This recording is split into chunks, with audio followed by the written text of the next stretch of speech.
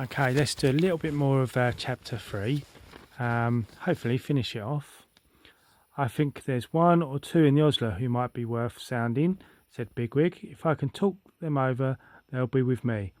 And when I join you tonight, but they won't come because of Fiver. They'll be juniors, discontented fellows like me. You need to have heard Fiver yourself to be convinced by him. He's convinced me. It's obvious that he's been sent some kind of message, and I believe in these things. I can't think why he didn't convince the Ferreira, because the Ferreira doesn't like anything he hasn't thought of for himself, answered Hazel. But we can't bother him with it any more now.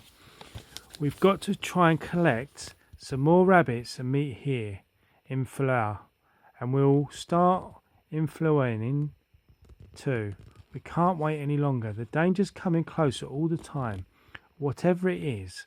And besides, the Ferreira isn't going to like if he finds out that you've been trying to get rabbits in the Osler, Bigwig.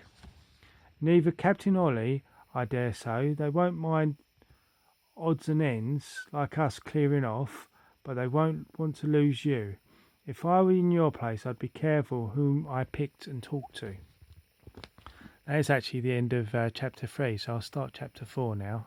Okay. Chapter 4, The Departure.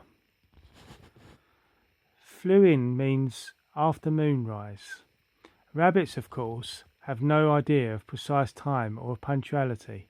In this respect, they are much more the same as primitive people, who often take several days over assembling for some purpose, and then several more to get started.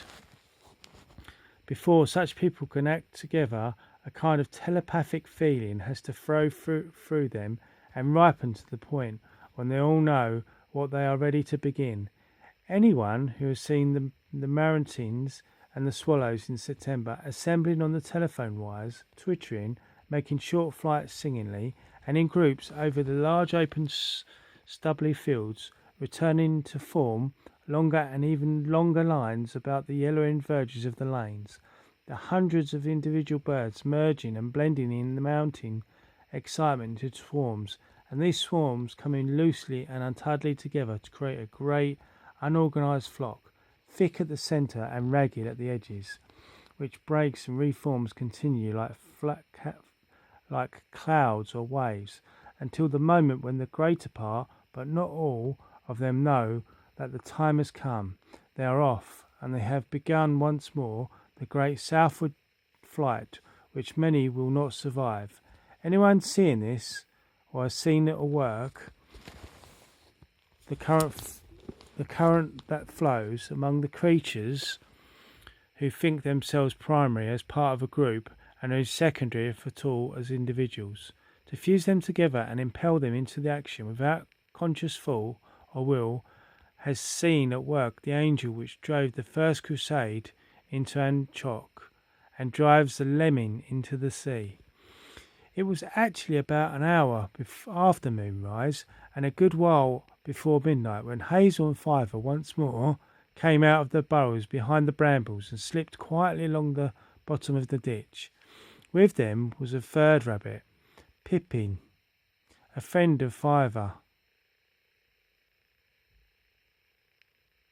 He too was small and inclined to be timid, and Hazel and Fiver had spent the greater part of their last evenings in the warren in persuading him to join them.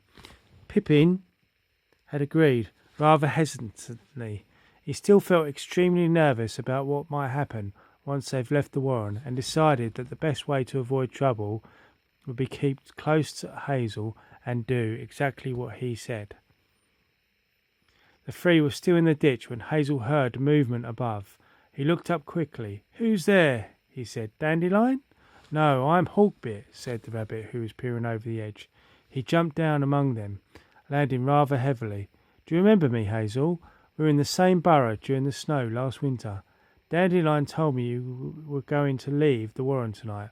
If you are, I'll come with you."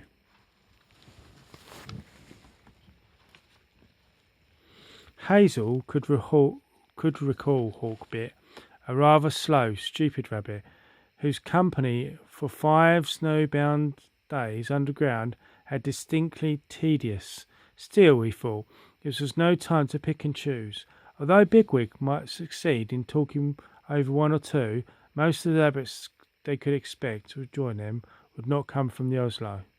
They would be outskirters who were getting a thin time and wondering what to do about it.